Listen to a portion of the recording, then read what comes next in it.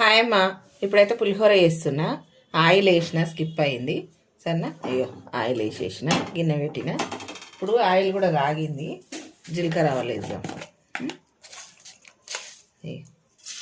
పులిహోర కదా మంచిగా ఉండాలి. జీలకర్ర రావాలి ఇట్లా వేసిన.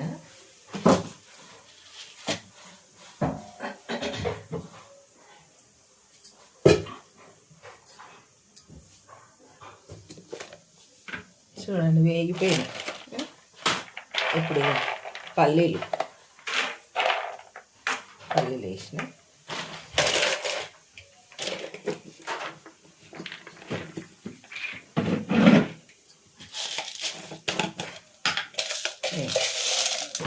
శనగపప్పు, మినపప్పు,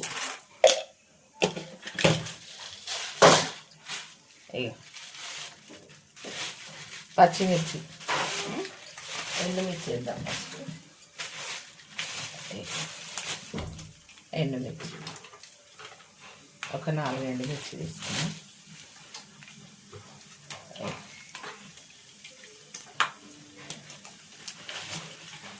ఎండుమిర్చి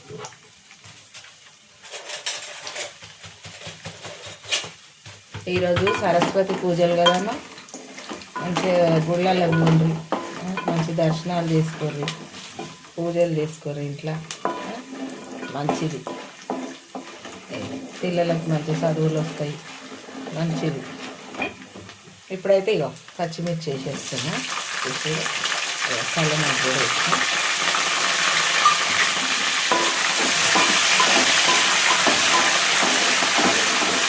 మంచిగా వేగాలి ఇట్లా. ఇప్పుడు చూడండి ఇట్లా మంచిగా వేగినాయి. పచ్చిమిర్చి కూడా కలర్ మారింది, తింటే టేస్ట్ ఉంటుంది సరేనా. ఇప్పుడు వచ్చేసి పసుపు వేసుకుందాం. ఒక స్పూన్ వేసిన పసుపు, నిండా ఒక స్పూన్ వేసిన. మంచిగా కలుపుదాం. కలర్ వచ్చేసింది అప్పుడే. ఇప్పుడు మనం ఇది ఉంది కదా చింతపులుసు, చింతపులుసు అనేది పిసికి పక్కన పెట్టేసిన. ఇప్పుడు అది వేసుకుందాం.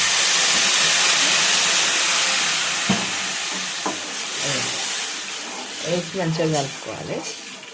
ఇప్పుడు ఇందులో సాల్ట్ వేద్దాం. తగినంత సాల్ట్ వేసుకోవాలి. మంచిగానే పడుతుంది పులుసు కదా. ఇగో ఒక స్పూన్ వేస్తున్నా చూసిరా, పడుతుందమ్మా. పులుపుకు చింతపండు కూడా ఎక్కువనే పడుతుంది సరేనా. ఇప్పుడు వచ్చేసి మెంతి పొడి. పులిహోర పులుసుకు కంపల్సరీ మెంతి పొడి వేసుకుంటే టేస్ట్ బాగుంటుంది. ఇగో మెంతి పొడి వేసేసిన చూడండి. ఇప్పుడైతే మంచిగా ఇగో మెంతి పొడి వేసిన కదా, ఇట్లా మంచిగా కలుపుకోవాలి. మెంతి పొడి వేసినందుకు ఇగో చిక్కదనం కూడా వచ్చింది చీర. మంచి టేస్ట్ ఉంటుంది, చిక్కదనం ఉంటుంది, బాగుంటుంది. వేసుకోవాలి. ఇప్పుడైతే బాగా మరగనిద్దాం. చూడండి మంచిగా మసులుతుంది కదా పులుసు. ఇక ఇప్పుడైతే మా మన్మన్కి వేసిన, పూరీలు వేసి పాలు పోసినామా. ఇప్పుడు ఇచ్చేస్తాం. ఆయనకి ఇస్తే ఆయన తాగేస్తాడు. చిన్న ఆయన తాగేసిండు, ఇది పెద్ద ఆయనకి సరేనా. చూడరు ఇక మంచిగా మసులుతుంది. ఇక తీసుకో బిడ్డ పాలు. మంచిగా మసులుతుంది చూసేదా. చిక్కగా కావాలి, కొంచెం చిక్క పడితే ఆయిల్ అనేది బయటకు వస్తే అయినట్టు. ఇక ఇప్పుడైతే అయిపోయిందమ్మా సరేనా. ఇప్పుడు రైస్లో కలుపుకుందామా. స్టవ్ తీసేస్తాం, వంట తీసేసిన. మంచిగా అయ్యింది. ఇప్పుడు మనము అన్నంలో కలుపుదాం. చూడండి ఇక ఇప్పుడు అన్నంలో అయితే వేసేస్తున్నా. ఎంత కావాలో అంత వేసుకొని మిగిలింది బాక్సులు ఎత్తి పెట్టుకుంటే మంచిగా ఉంటుందమ్మా.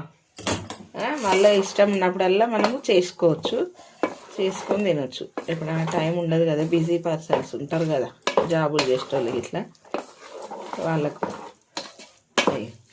చూసిరా ఎంత 100 గ్రాములంత తీసుకున్న చింతపండు నేను. అంత తీసుకుంటే ఇంత అయ్యింది. ఇప్పుడు ఇది అయ్యింది ఇదేనా, ఓకేనా.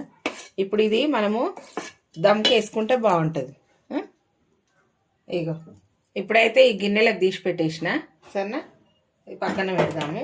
ఇప్పుడు ఉన్న ఈ రైస్ అంతా ఇంట్లోకి వేసేస్తాం సరేనా.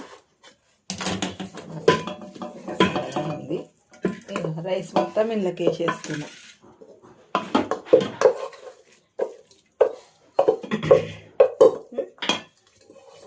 అంతా అందులోకి వేసేసుకొని కలిపి మనం దమ్కు పెట్టుకోవచ్చు.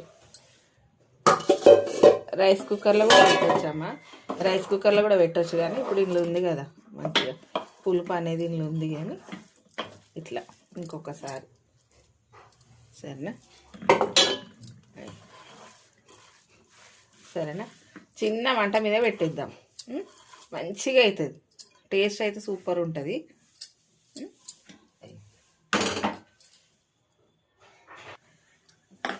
ఇక ఇప్పుడైతే పొయ్యి ముట్టించేసిన, చిన్న మంట పెట్టుకోవాలి, మంచిగా ఉమ్మగిలుతుంది. ఇక చిన్న మంట పెట్టేస్తున్నా. ఒక 5 నిమిషాలు ఇట్లానే వదిలేసేయాలి కలపకుండా, మంచిగా దమ్కి అయిపోతుంది.